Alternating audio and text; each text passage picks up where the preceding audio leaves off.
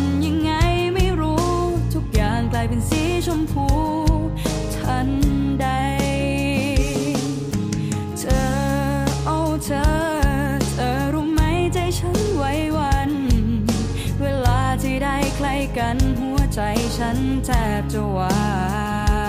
ยตอนที่เธอสบตาฉันก็แทบจะบ้าตายรู้ไหมฉันจะละลายแล้วชอบแบบนี้ก็ชอบที่เป็นแบบนี้ชอบแววตาแบบนี้ชอบรอยยิ้มแบบนี้ก็ชอบคนนี้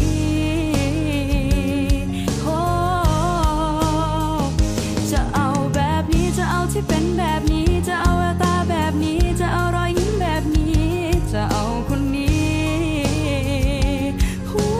baby ก็ชอบที่เป็นแบบเธอ